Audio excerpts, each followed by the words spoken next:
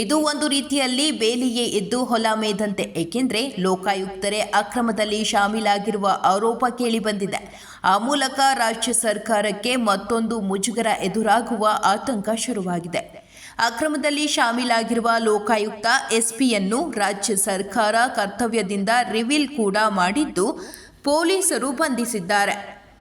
ಇನ್ನು ಬಂಧನಕ್ಕೆ ಒಳಗಾಗಿರುವ ಲೋಕಾಯುಕ್ತ ಎಸ್ಪಿ ಇಬ್ಬರು ಸಚಿವರ ಆಪ್ತ ಕಾರ್ಯದರ್ಶಿಗಳ ಹೆಸರು ಉಲ್ಲೇಖಿಸಿದ್ದಾರೆ. ಅಕ್ರಮದಲ್ಲಿ ಕೈ ಜೋಡಿಸಿದ್ದಾರೆಂದು ಮಾಹಿತಿ ಬಿಚ್ಚಿಟ್ಟಿದ್ದಾರೆ. ಆ ಮೂಲಕ ಅವರು ಕೂಡ ಅಕ್ರಮದಲ್ಲಿ ಶಾಮೀಲಾಗಿರುವ ಗುಮಾನಿ ಕೇಳಿಬಂದಿದೆ.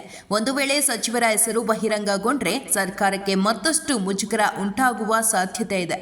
ಸದ್ಯ ಸಚಿವರ ಆಪ್ತ ಕಾರ್ಯದರ್ಶಿಗಳ ಪಾತ್ರದ ಬಗ್ಗೆ ಗುಮಾನಿ ಎದ್ದಿದ್ದು, ಇದು ಸರ್ಕಾರದ ವಿರುದ್ಧ ವಿಪಕ್ಷಕ್ಕೆ ಮತ್ತೊಂದು ಅಸ್ತ್ರ ದೊರೆಯುವ ಸಾಧ್ಯತೆ ಇದೆ.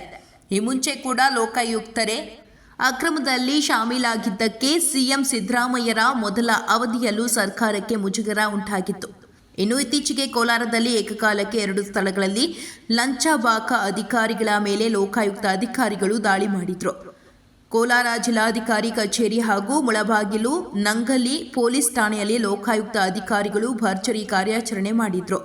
ನಂಗಲಿ ಪೊಲೀಸ್ ಠಾಣೆಯ ಪಿಎಸ್ಐ ಅರ್ಜುನ್ ಗೌಡ ಹಾಗೂ ಎಸ್ಬಿ ಕಾನ್ಸ್ಟೇಬಲ್ ಸುರೇಶ್ ಲೋಕಾಯುಕ್ತ ಅಧಿಕಾರಿಗಳು ತೋಡಿದ ಕೆಂಡಕ್ಕೆ ಬಿದ್ದಿದ್ದರು.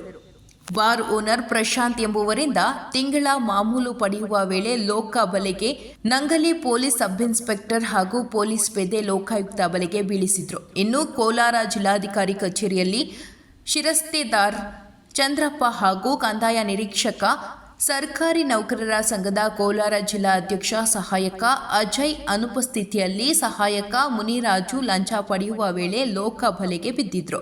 ಭೂ ಪರಿವರ್ತನೆಗಾಗಿ ಮಂಜುನಾಥ್ ಎಂಬುವರಿಂದ 25,000 ರು ಹಣದ ಬೇಡಿಕೆ ಇಟ್ಟಿದ್ದ ಜಿಲ್ಲಾಧಿಕಾರಿ ಕಚೇರಿಯ ಅಧಿಕಾರಿಗಳು ಎನ್ನಲಾಗಿತ್ತು. ಪಿಎಸ್ಐ ಅರ್ಜುನ್ ಗೌಡ ಮತ್ತು ಸುರೇಶ್ ಪೊಲೀಸರ ವಶಕ್ಕೆ ಪಡೆದು ವಿಚಾರಣೆ ಮಾಡಲಾಗಿತ್ತು.